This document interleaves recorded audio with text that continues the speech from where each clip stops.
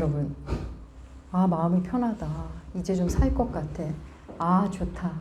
이런 말 종종 하시죠. 이 표현을 우리의 좀 신앙적 언어로 바꿔서 말한다면 뭐가 될까요? 아, 평안하다.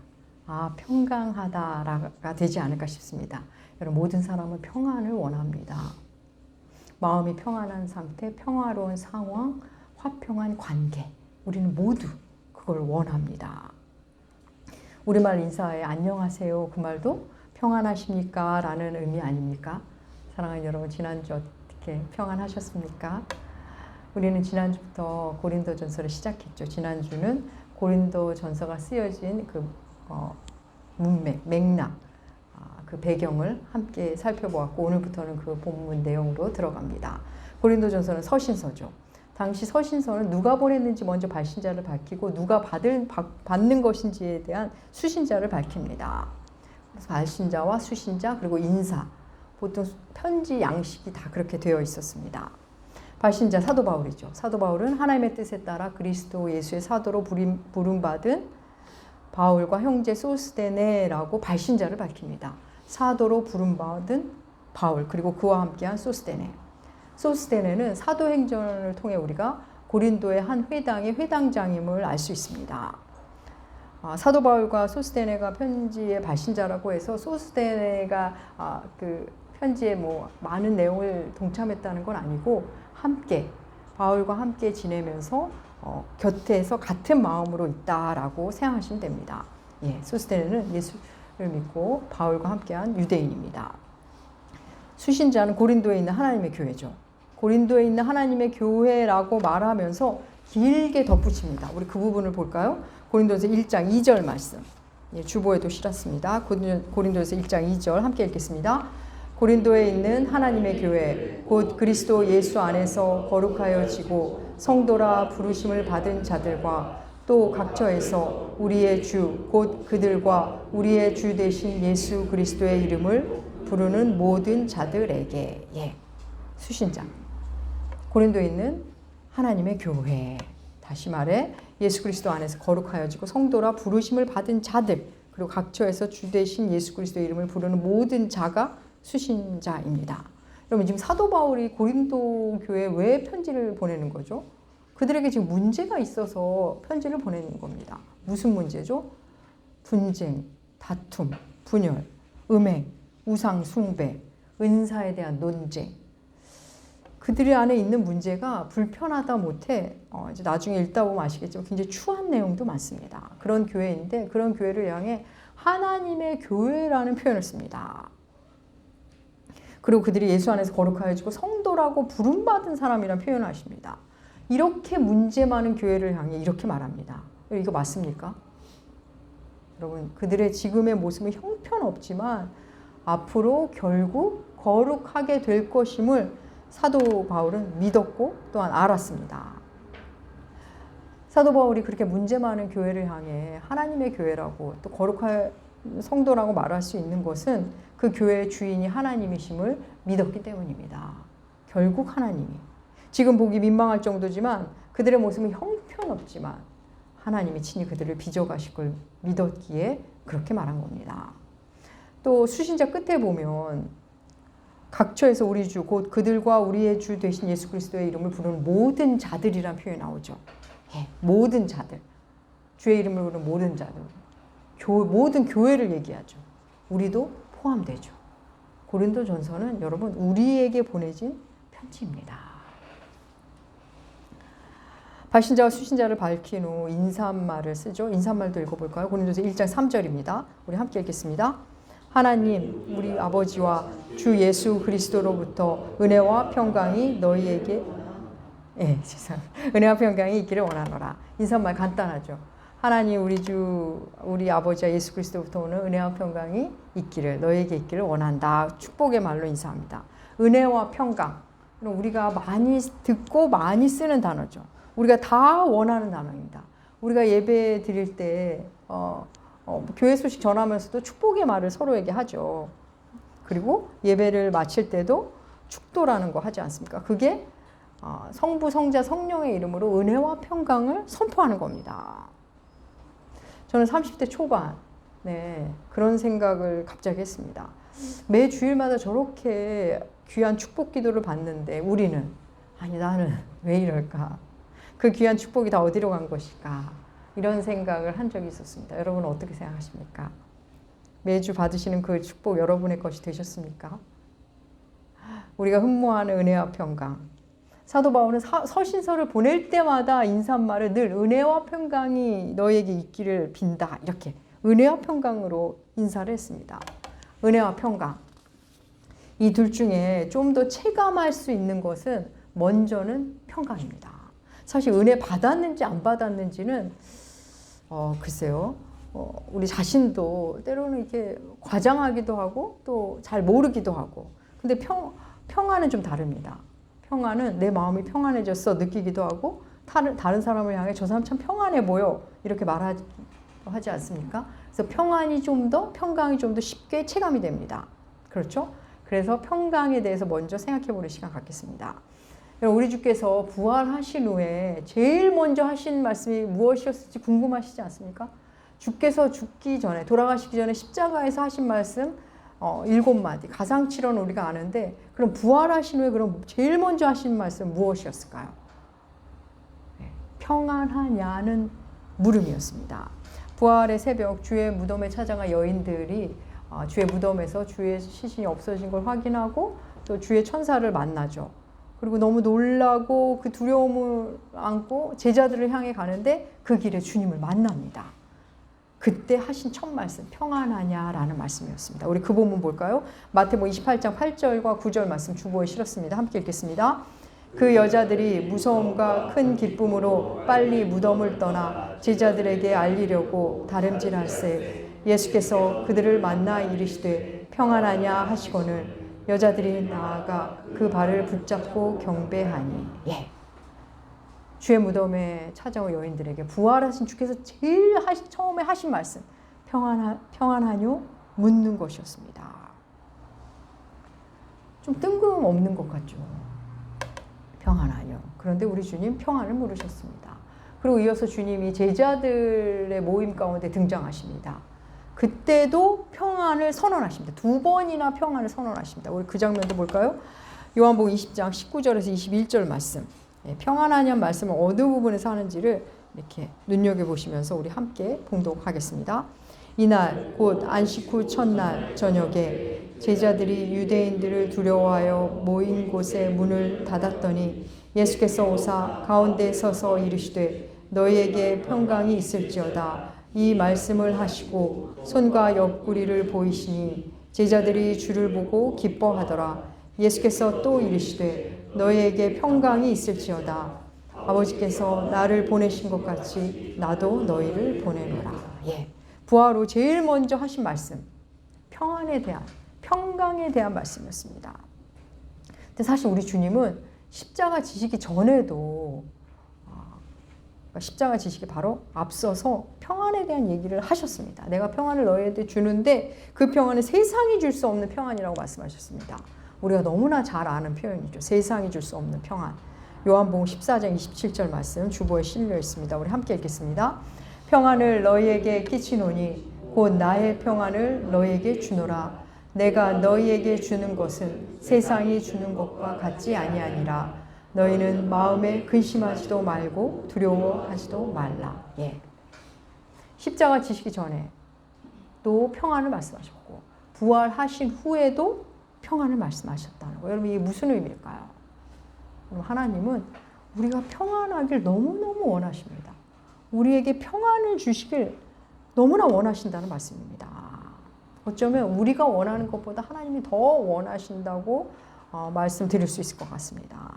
여러분, 우리도 평안을 원하고 하나님도 우리가 평안하길 원하는데 우리는 왜 그 평안을 누리지 못하는 걸까요? 걱정으로 근심으로 불안과 염려와 두려움으로 살아갈 때 우리 많지 않습니까? 왜? 아니 하나님이 이렇게 성경에 이렇게 말씀하시는데 나는 왜 평안을 못 누리는 거지? 난 정말 마음 평안하게 살고 싶은데 궁금하지 않으십니까? 나한테는 평안보다 두려움과 불안이 더 가까이 있는 것 같아. 어떻게 된 거지? 여러분 궁금하셔야 합니다. 성경에 이렇게 말씀이 쓰여 있는데 하나님이 하신 말씀인데 왜 나한테는 이게 없지? 여러분 이거 궁금하셔야 합니다.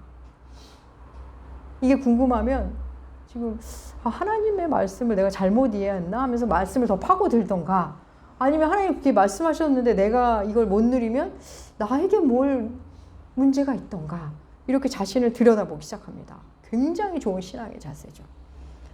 여러분 사도 바울을 통해 우리에게 들려주신 이 인사, 은혜와 평강이 너에게 있기를 원한다. 이 안에 굉장히 우리에게 큰 메시지를 주는데 항상 이 순서입니다. 항상 순서가 은혜와 평강입니다. 평강과 은혜가 아니라 은혜와 평강, 은혜를 먼저 얘기했습니다. 사랑하는 여러분, 사람이 누리는 평안, 하나님이 주시는 평강, 인류가 누리는 진짜 평안은 은혜를 먼저 알아야만 만날 수 있습니다. 그럼 은혜가 뭔지 알아야겠죠? 여러분 은혜가 뭡니까? 교회에서 가장 많이 나오는 말, 우리가 가장 많이 하는 말일 수도 있습니다. 가장 많이 쓰고 많이 듣는 거. 그런데 은혜라는 말처럼 많이 쓰면서도 막연하게 알고 있는 은혜, 그 단어가 많지 않은 것 같습니다. 여러분 성경에서 은혜라는 단어가 제일 먼저 어디서 나오죠? 기억하실까 모르겠네요. 노아가 등장할 때 딱 나옵니다. 창세기 6장 8절 말씀 볼까요? 주보에 실었습니다. 함께 읽겠습니다. 그러나 노아는 입었더라. 예. 하나님께서 이 장면 여러분 아시죠? 하나님께서 사람을 지으신 것, 사람들의 타락한 걸 보시면서 너무 마음 아파하셨습니다. 그러면서 이들을 홍수로 멸할 것을 결심하셨을 때 바로 그 다음에 이어서 그러나 노아는 여호와께 은혜를 입었더라 나옵니다. 예. 노아 은혜를 입었죠. 그리고 노아는 방주를 짓습니다. 여러분 노아가 받았다는 은혜 어떤 은혜입니까? 홍수 중에 그는 죽지 않고 살았지. 그런 은혜를 받았지. 맞습니다. 너무나 많습니다. 근데 우리 노아가 받았다는 은혜를 한번 찬찬히 생각해 볼까요? 그는 하나님의 은혜를 받고 딱 택함을 받고 그 다음 무슨 일을 하죠? 이제 방주를 지어야 합니다. 매일 아침이면 일어나서 주섬주섬 옷을 입고 나무를 해다가 매일매일 같이 방주를 지어야 합니다. 산 위에서 배를 만듭니다. 그러자 동네 사람들이 뭐라 했을까요? 미친 노인네라고 했겠죠. 미친 노인네란 소리를 듣는 은혜입니다. 그럼 신약으로 가볼까요? 신약에서 이 은혜라는 단어를 제일 먼저 들은 사람 누구일까요? 우리 주님의 어머니 마리아입니다. 나사렛에 사는 한 소녀에게 어느 날 천사 가브리엘이 와서 말하죠. 은혜 받은 자여. 우리 그 말씀 한번 볼까요? 누가복음 1장 27절과 28절 주보에 실었습니다. 함께 읽겠습니다. 다윗의 자손 사람과 약혼한 처녀에게 이르되 처녀의 이름은 마리아라. 그에게 들어가 이르되 은혜를 받은 자여 평안할지어다. 주께서 너와 함께 하시도다 하니. 예, 마리아에게 은혜 받은 자여 평안할지어다. 여기에도 은혜와 평강이 나오죠. 그리고는 이야기하죠. 네가 성령으로 아기를 잉태할 거다.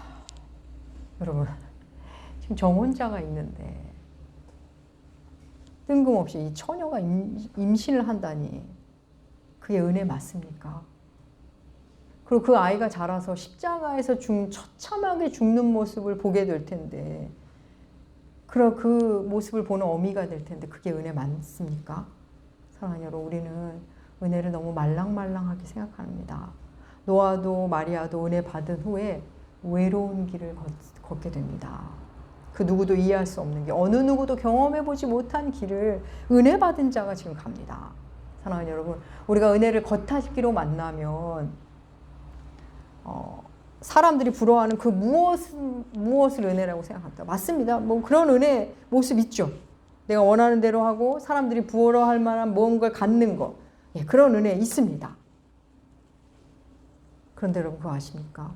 우리가 무리로서, 군중으로서 은혜를 만날 때는 그렇게 만납니다. 근데 개별적 은혜를 만날 때, 진짜 개별적으로 은혜를 만날 때는 그 전과는 다른 형태의 은혜 속으로 들어가게 됩니다. 그동안 어깨너머로 본 은혜, 군중 속에서 만난 은혜죠. 그것과는 전혀 다른 차원의 은혜 속으로 들어갑니다. 노아처럼 마리아처럼 때로는 그 은혜 자체가 굉장히 당혹스럽게 다가올 수도 있습니다. 은혜 받은 것 같은데 그래서 뭔가 새로운 일이 펼쳐지고 할 일이 생기는데 뭐가 뭔지 잘 모르겠습니다.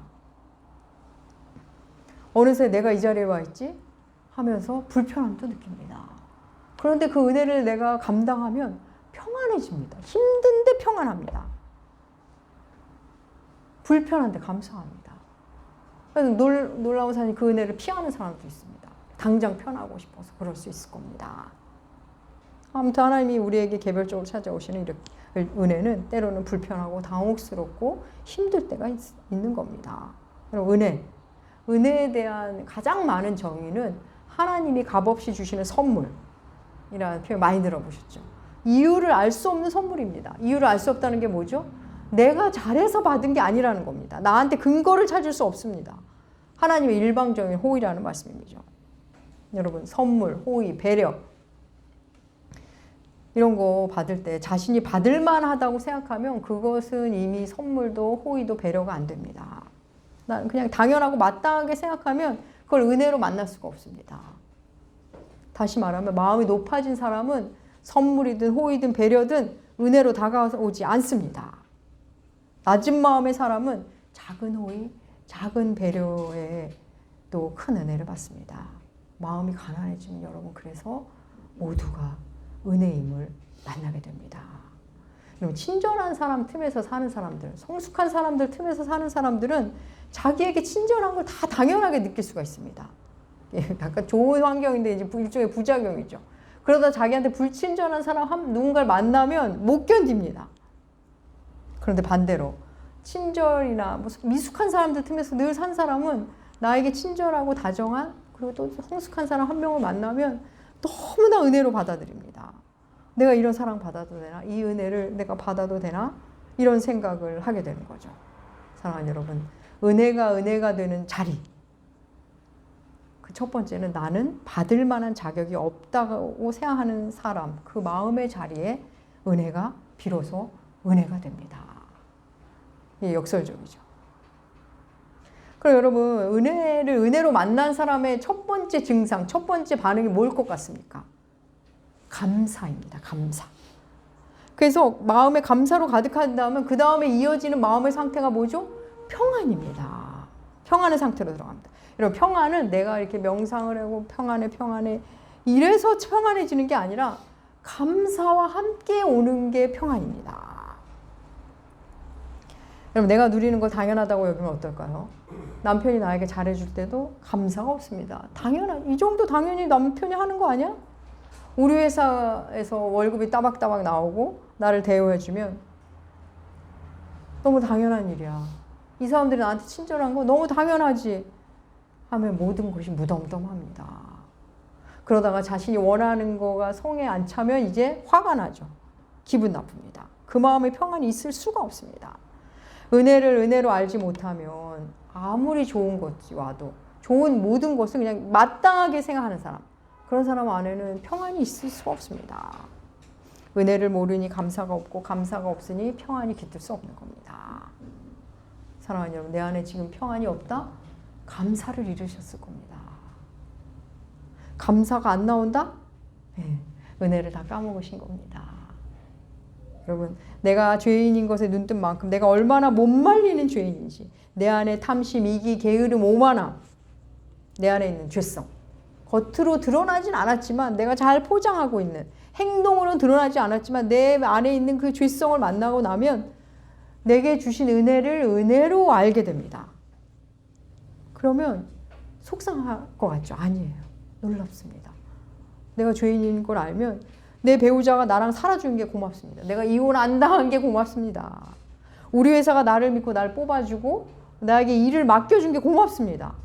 수많은 사건, 사고가 집 밖에서 일어나는데 하루를 잘 보내고 안전하게 집에 돌아온 것이 감사합니다. 부족한 나를 사랑해주는 교우들이 고맙습니다. 은혜를 은혜로 아는 건 그런 겁니다. 교회 안에서는 은혜, 십자가의 은혜를 얘기하는데 일상으로 돌아가면 은혜가 없다? 그럼 그건 그냥 십자가의 은혜를 모르는 겁니다. 은혜를 모르니 감사가 없고 감사가 없으니 평안이 없죠. 십자가의 은혜는 반드시 일상 속의 은혜로 만나게 됩니다. 내가 정말 은혜를 은혜로 아는가?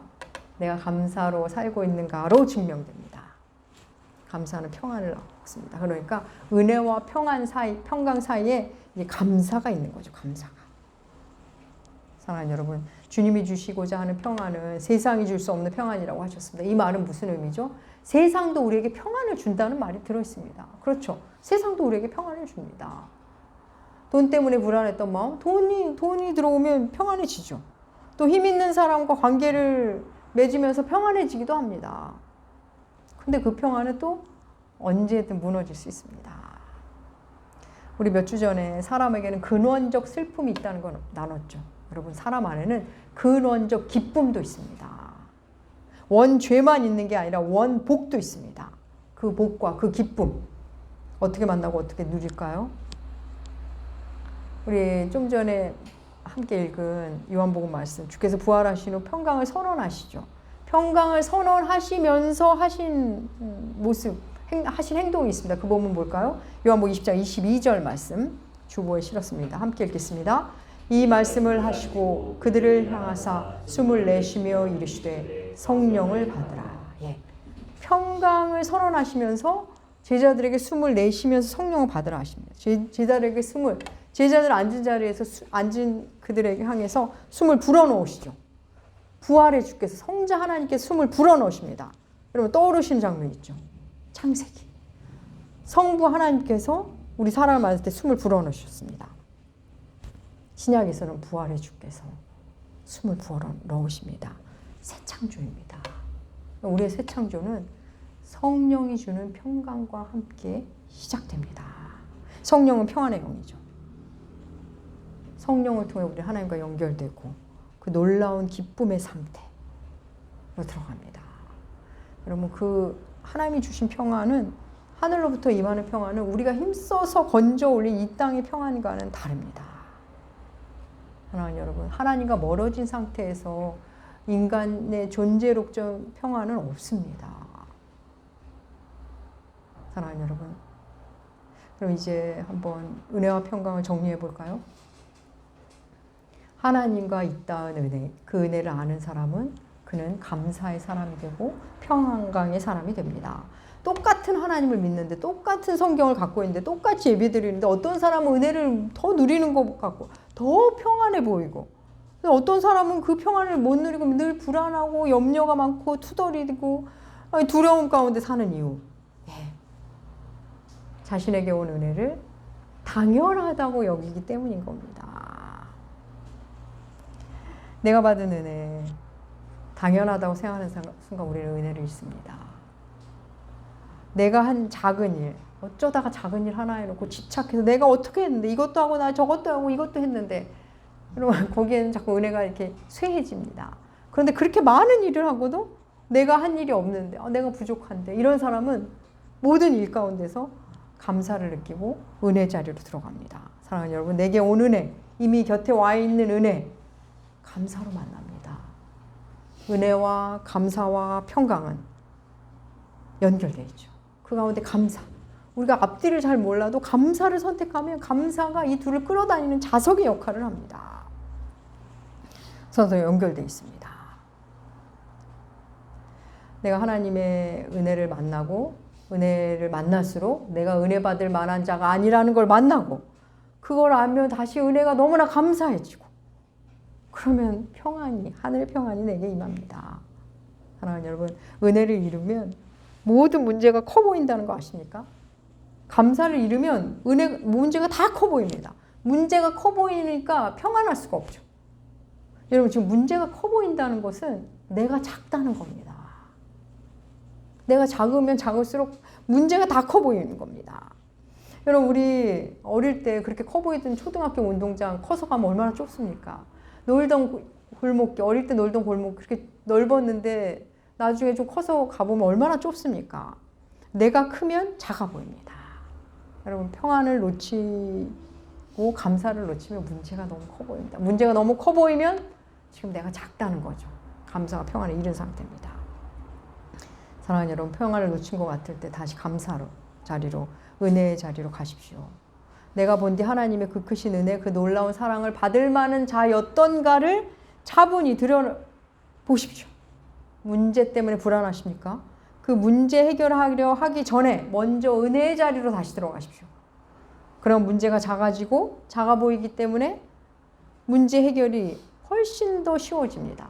해결의 실마리가 더 잘 잡힙니다. 사랑하는 여러분, 평안하십니까? 평안이 없으시면 분명히 감사를 잃으셨을 겁니다. 감사할 게 없다고요? 감사가 안 나온다고요? 복음의 첫 자리, 십자가의 그 자리, 십자가의 은혜의 자리로 가십시오. 은혜와 평강은 그럼 내 것이 됩니다. 여러분, 은혜와 평강은 우리 것입니다. 그걸 놓치지 마시고 감사로 누리시는 여러분들 나무교회 되시기 주의 이름으로 축복합니다. 기도하겠습니다. 하나님 아버지, 주께서 주신 그 은혜를 낮은 마음으로 누리게 하여 주시옵소서. 모든 것이 은혜요 감사임을 아는 지혜로운 우리, 그래서 주께서 선포하시고 주시고자 했던 그 귀한 평안을 누리며 사는 우리가 되게 하여 주시옵소서. 감사드리며 존귀하신 예수님의 이름으로 기도합니다. 아멘.